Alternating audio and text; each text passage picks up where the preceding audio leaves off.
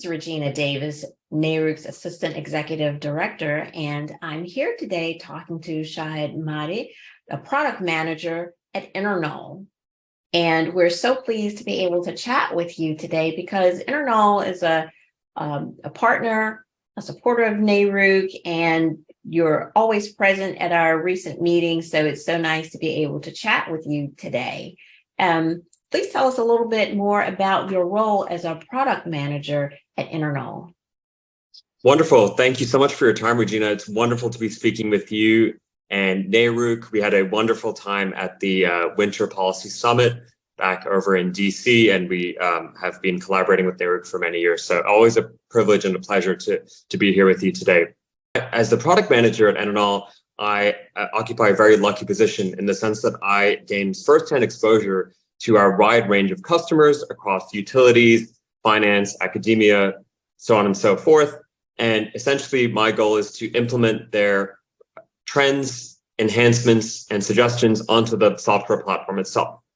The EnerKnol Platform is a energy intelligence software solution provider. Our goal is to consolidate the otherwise vast, disparate energy regulatory universe into a simple software solution. And for over nearly 10 years now, we've been delivering those services. So it's a very exciting time to be deeply entrenched in the energy regulatory world. And yeah, a pleasure to be here.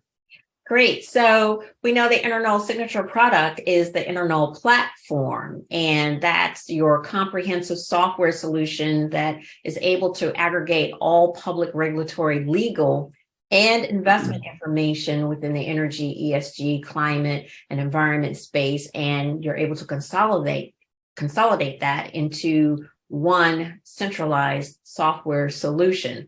That's a mouthful. So, yeah. So it's correct that your platform contains more than 600 public domain agencies worth of filings. Sure. And so that tops out to, if I'm not mistaken, about 40 million. Absolutely. So again, I think it is quite the mouthful, only because the sheer range of customers and stakeholders that are attracted to the platform has changed with the times. And so, when our founder and chief executive officer, Angelique Mercurio, founded EnerKnol, she was faced with this issue where in her original role on Wall Street, she was tasked with having to track down regulatory filings from all these agencies, state by state, agency by agency.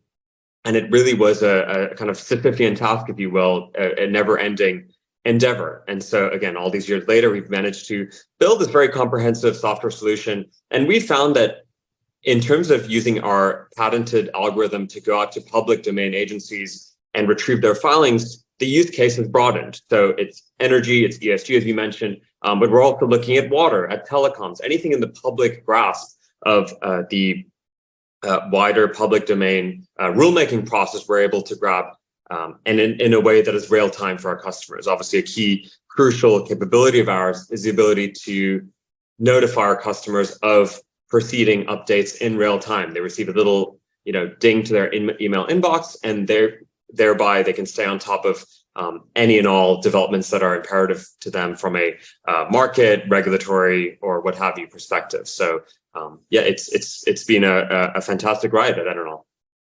Okay, so today, briefly, you're going to walk us through some of the practical uses of the platform and some of the trends that you're seeing. So let's jump right into it and let us know some of the things that the customers of yours at utilities as well as public service commissions are searching right now across the EnerKnol platform. What are they looking for right now? Sure. So to capitalize on the utility use case, it's really interesting and really vast. And I'm able to consult this really neat tool on the EnerKnol Platform dashboard, which aggregates all the trending searches around the world, really, as we speak. Now, as you might expect, a lot of these developments are carve-outs and provisions of the linchpin Biden administration acts, so the Infrastructure Investment and Jobs Act of 2021, followed by its spiritual successor, if you will, the Inflation Reduction Act of 2022.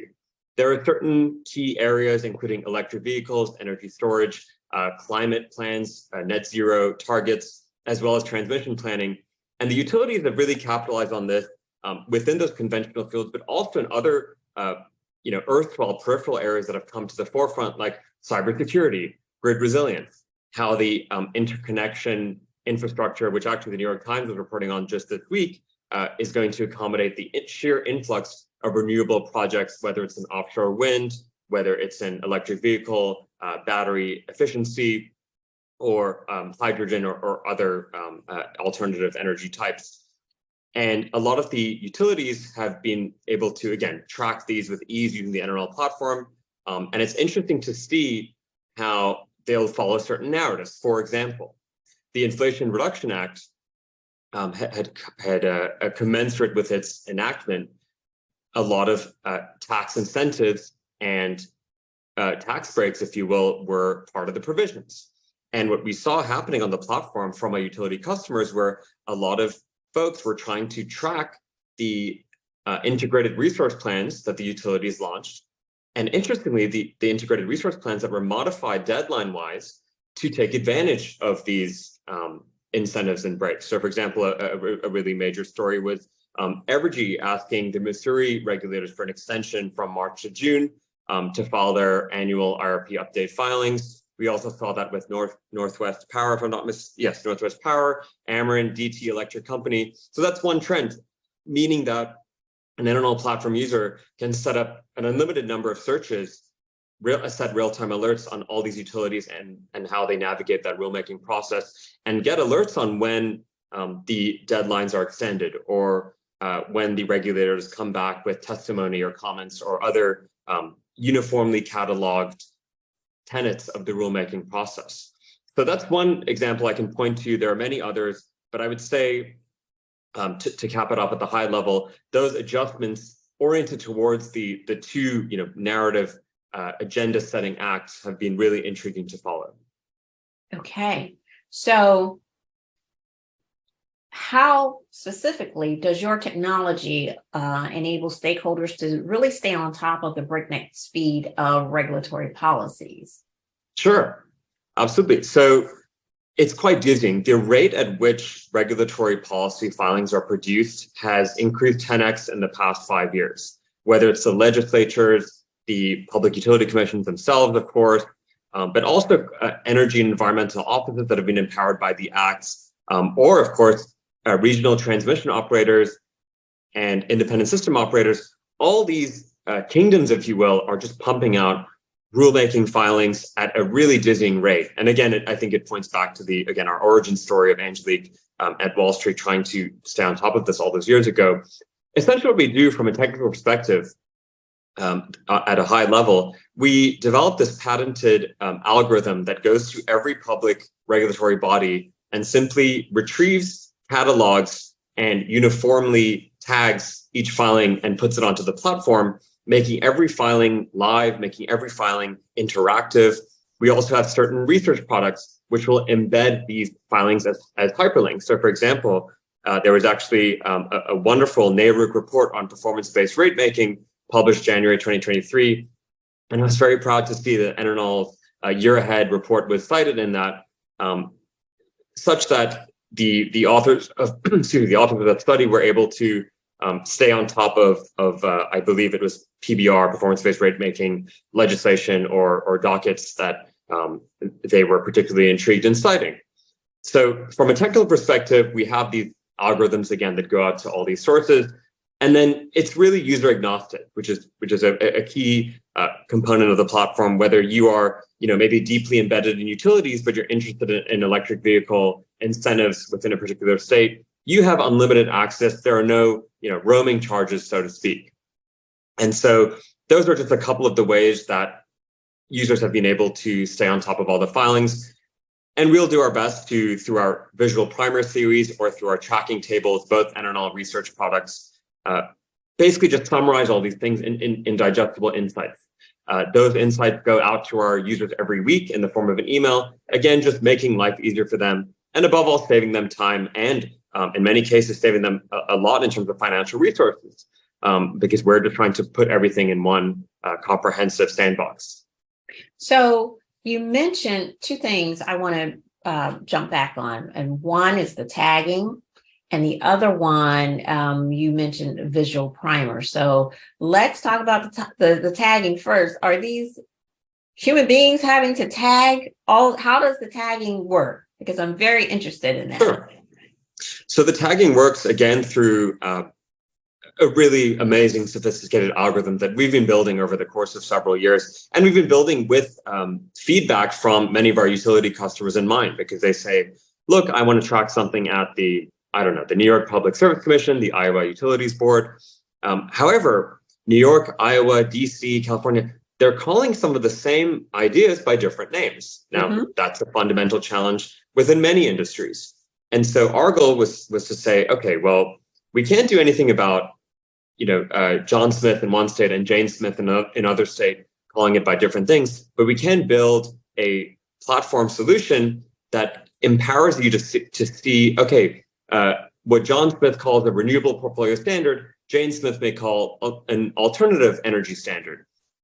And so the tagging from a technological perspective is just sifting through that in really lightning speed and saying, okay, these are the same kind of documents. This is the same crux of the matter.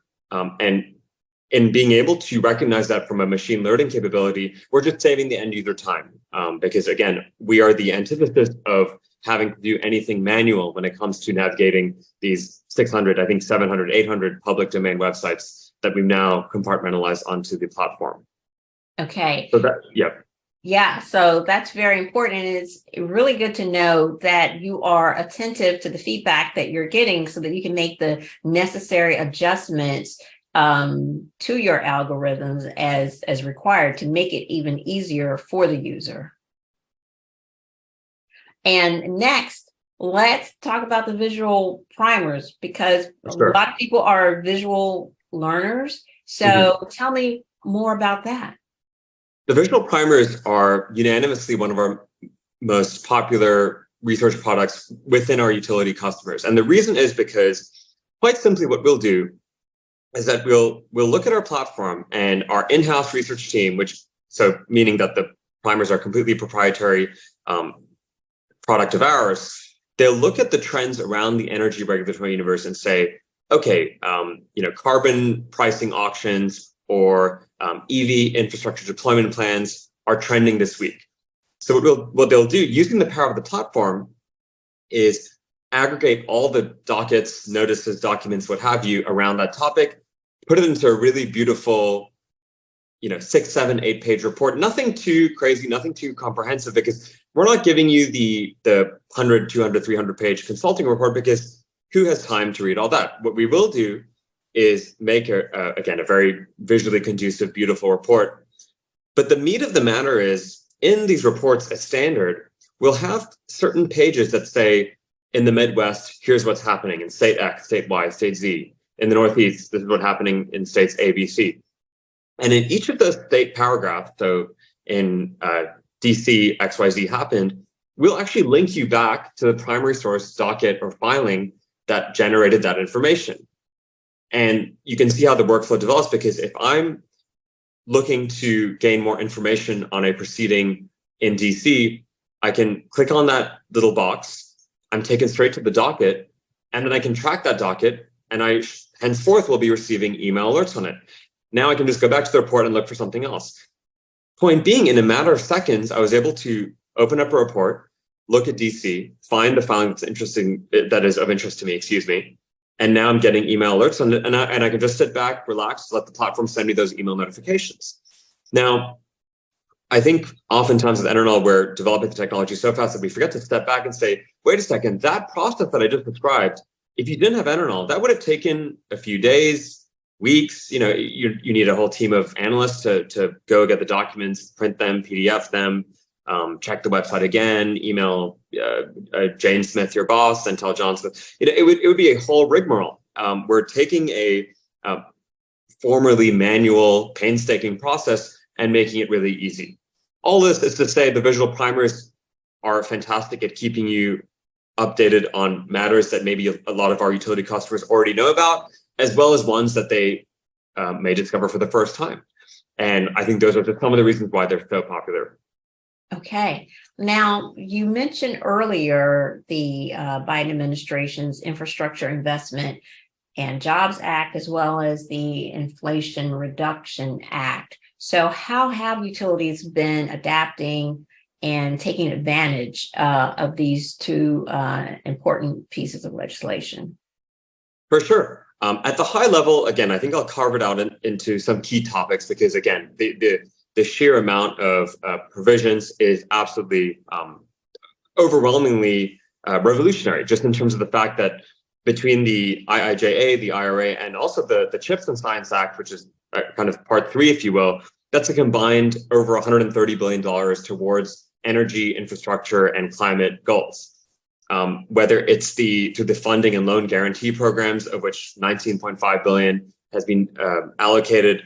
A lot of utilities are looking to track that at a federal level, saying, okay, how is the investment disbursement machine taking place? Which is I suppose an inflated way of saying, how are the federal funds being released? Are they heading towards, for one example, the network of 500,000 charging stations that Biden wants to make as standard? Is it heading towards the reinvestment into grid modernization for parts of the grid that may have last been updated or developed in the 1960s and 70s?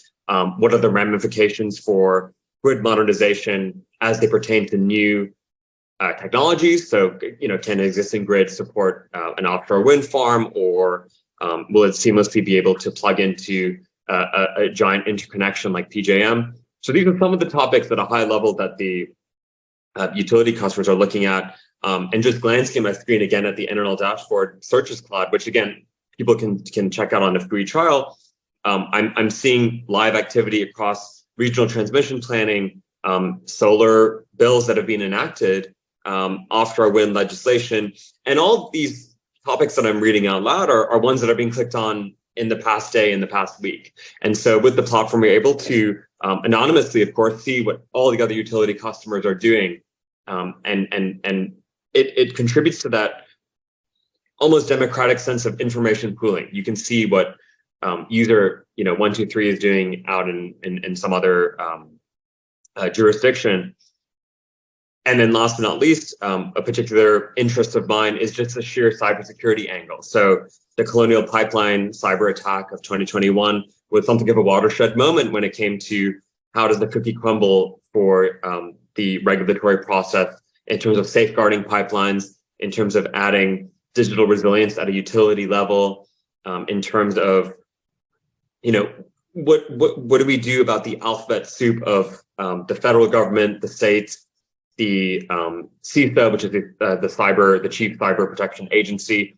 How are they going to mitigate the balance of power between them to assure that the U.S. grid writ large, whether you're a Democratic state, Republican state, what have you, is uniformly protected against cyber threats, which 99% of the time are from abroad. So that's a really interesting story that I think will have a lot of legs. I know there are all sorts of geopolitical issues, whether it's Russia, Ukraine, or the escalation of surveillance of China, that you're seeing at a legislative and regulatory, from a legislative and regulatory perspective, more legislation, more documents with those keywords, cybersecurity, are starting to get pumped out at the utility level. And that's a super interesting story for me.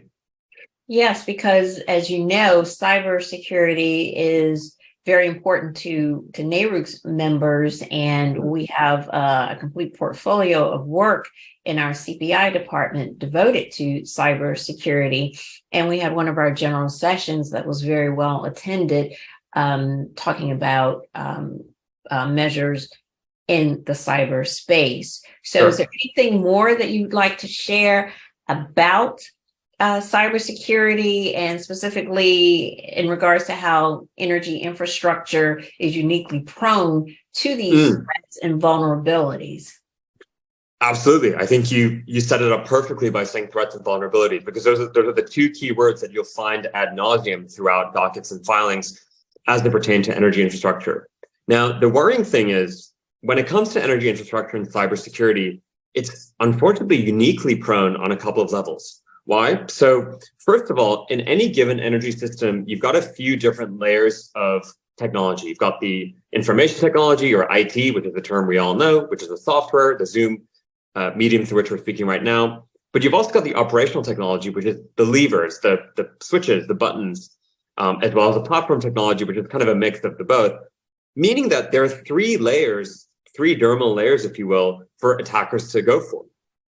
What's really interesting is, in the instance of Colonial Pipeline, DarkSide, the ransomware group that was responsible for the attack, they went after the IT, but not the OT, meaning that they went after the sensitive public information, names, addresses, social security numbers. Of course, they locked it under ransom and said, "Look, pay us $5 million in Bitcoin, all your files will be locked. If you don't pay by X date, they'll be deleted." Scary, and it's happening to a lot of companies every day, and a lot of them don't disclose it because of reputational fear. Now, what happened at Colonial Pipeline is due to, I would say, obviously panic, obviously fear, they shut down the OT. They shut down a different part of their pipeline, meaning that the dark side, the villains, if you will, they never actually meant to shut it down. So it's interesting to see how these stories percolate, because in examining the different layers of technology, if a cyber attacker is going after one layer, but out of fury switch off one that they were never going to get to, it leads to hysteria, confusion, and of course, this I would say, in the same way that the Lusitania thinking started World War I.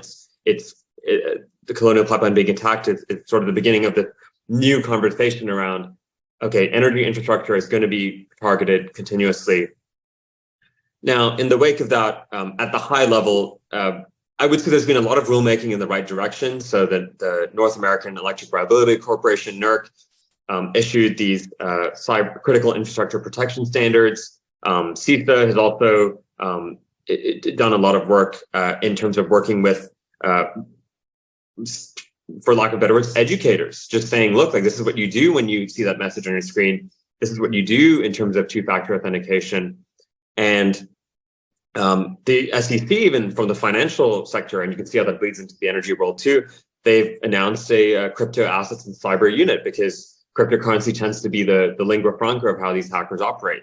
Mm-hmm. All of this is to say that energy infrastructure and the grid in particular is unfortunately very vulnerable to cyber attacks. And I think we're seeing, again, so many utility folks look at those topics, try and track them and stay on top of them, because this is something, again, red or blue state, regardless of your net generation or type of energy, it's a threat that we all have to work together and collaborate on. Okay, that's true. That's true.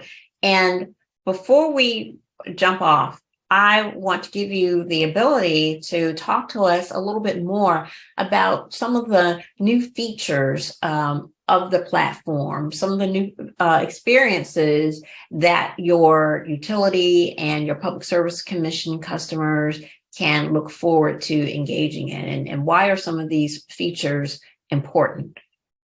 Absolutely. So in terms of our new features, we've completely revamped and redesigned our fundamental search experience. So our capabilities are faster than ever. We've added more agencies than ever. We've also got something called EK Searches, which is a pre-built library. So if you log onto the platform for, again, a completely free trial for 7 days, you can access its entire library of pre-built monitors, all of which enable you to track real-time filings and receive those notifications. And you can edit them, you can tweak them, you can label them as your own, and so on and so forth. And basically just build up your own library in a very, very fast and easy way. We've also got what's called the research hubs. So they will simply be pages that are labeled by industry. So an electric vehicles hub, a solar hub, a request for proposal hub is a brand new one we're working on, which aggregates all the research in one topic in one place. So you get access to the primers, the tracking tables, the appropriate mapper. And then one area that we're rapidly developing and looking to capitalize on, it's still in beta, is XBRL. So XBRL, for those who don't know, is a very exciting nascent technology. FERC has been very, very public about it. Essentially, they are converting a lot of their industry standard forms to this XBRL file format. In the same way that PDF or .doc or whatever is a file format, XBRL is this quantitative format. And we've been doing a lot of work and research into bringing that onto the platform and excitingly rolling out that database. We are looking to launch that in the near future because it will be an absolute game changer. And it's essentially the implementation of another database altogether. So more power to the customers. But I would highly implore any and all NARUC members, people watching this, to hop onto the EnerKnol platform for a completely free trial. I'm more than happy to offer my own assistance and welcoming you on board or showing you around as well. So definitely look forward to seeing some of you try out the platform. Okay, that was very informative, and it seems like no matter what topic someone has in this utility space, they can get some information using the EnerKnol platform. Absolutely. Again, I think our sheer scope of what we're grabbing is only getting broader. And I would say that the need for EnerKnol, I've been at the company for almost 3 years, is more pronounced and sharp now more so than ever, whether it's the Biden Acts, whether it's the advent of just more rulemaking, the digitization of documents, en masse. The need for the platform, we're finding, we're getting inbound customers from so many industries, which is all to say that it's further informing the resources that we have, because we learn from our customers and we learn from what our utility folks in particular are searching for and tracking, and that only strengthens the platform. So it's a wonderful, amicable feedback loop. Okay. So I'm guessing that you would urge our members to jump on and find out more about this platform if they think that this is something that can be of assistance to them or their staff. Absolutely. And with a strong degree of confidence, I'm sure it will be, because if it's anything to do with the energy, environment, climate, even if you're just curious about cybersecurity, jump on the platform and you will find there's a whole world waiting for you. So highly encourage folks to jump on the free trial, and I'll be sure to say hi. Okay, well, thank you so much for talking to us today. And again, we always appreciate the support of EnerKnol at our meetings. Thank you. Thank you, Regina. Thanks so much for your time and NARUC's time, and we look forward to all meeting and convening soon. Thank you. Great.